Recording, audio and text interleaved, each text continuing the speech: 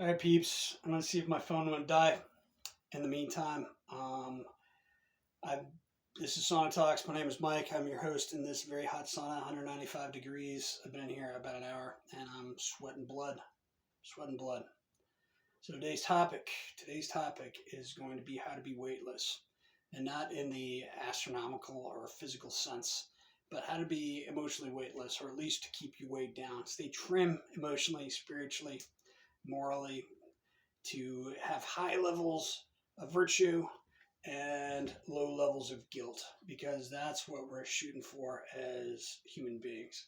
So, how do we get there?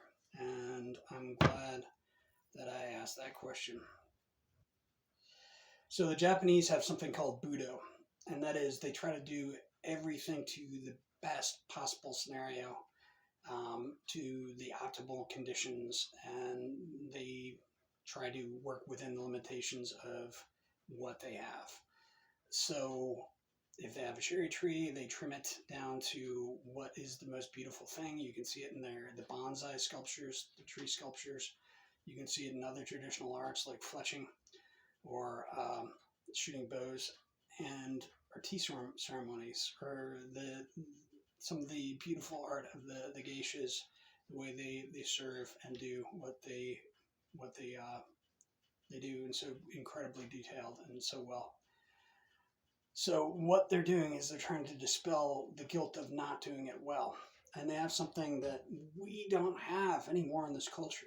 We don't have it anymore, and we need a hot, fresh injection of it yesterday and the day before, and 40 years from yesterday and the day before. I'm talking about shame, my friends. Shame. Okay.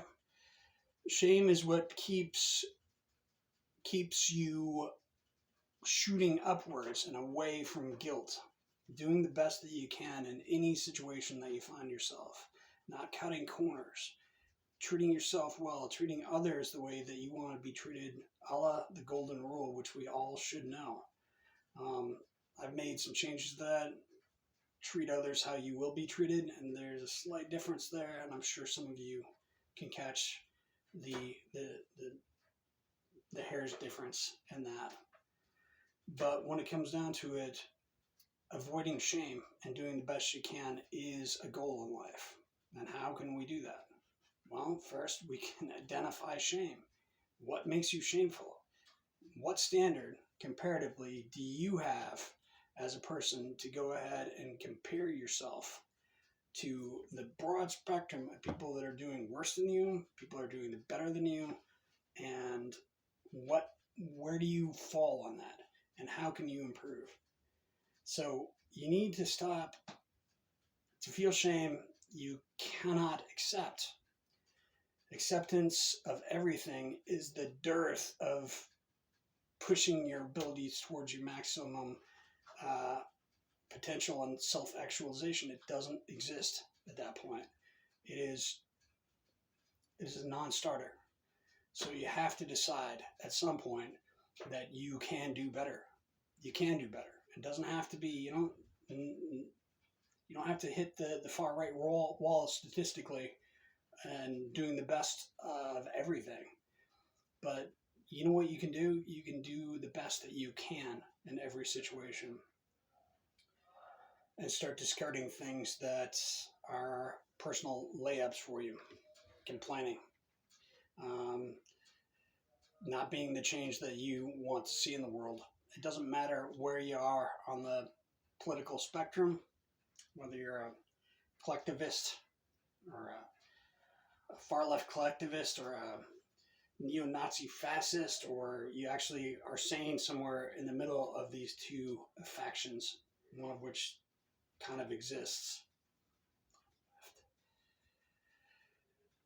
The fact is that we can do better as a society, and every day we need to push ourselves to be better.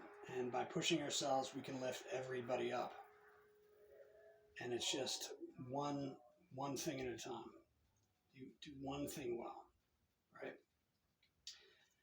If you're making eggs, make them the best.